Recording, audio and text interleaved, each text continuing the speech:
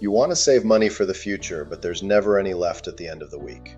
That's because you're making one fundamental mistake, one that's really easy to fix. Hi, I'm Carl, your cat financial advisor. There's one simple change that will allow you to start accumulating wealth without making you feel stressed or deprived, no matter how much or how little you earn. Whether you're saving for a big purchase like a car or down payment on a house, or even retirement, it's easier than you think. The trick is to automatically transfer money from your bank account to your savings as soon as you get paid.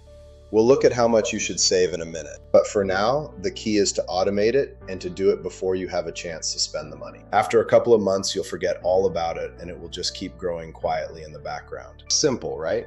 Now that you know how to do it, that just leaves two questions. How much do you save and what type of account? Let's start with how much. Ideally, you should save 15% to 20% of your income. But if that feels too daunting, start at a small amount like $50 each payday. After a few months, once you realize that you don't miss that money, increase it by a bit to $60 or $75. If you get a raise at work, pretend it didn't happen. Increase your savings by the amount of your raise and keep living the way you were before. Or split the difference. Save most of the raise, but still treat yourself to something nice.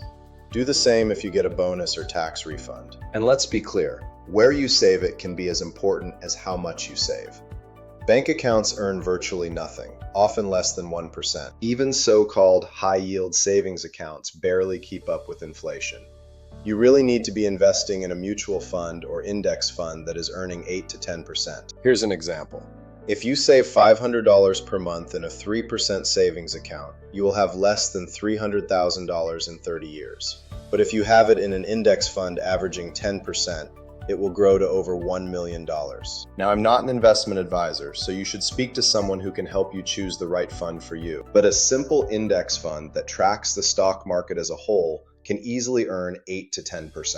Many people are afraid to invest their savings because they fear losing it all. But that fear is costing them, and it's really unwarranted. It can be scary when markets fall, but they always recover, like they did after the 2008 global financial crisis and COVID-19. The only people who actually lost money were the ones who panicked and sold their investments when the value was down. Remember that you don't lose money until you sell. The value of your fund may have gone down, but if you still own it, it will increase again. Because mutual funds and index funds consist of stocks from a wide range of companies, it is not as risky as choosing individual stocks, or even riskier investments like cryptocurrency, which is basically just gambling. A lucky few will win the jackpot, but it's not going to be you or me. My rule is to never invest in anything you don't understand.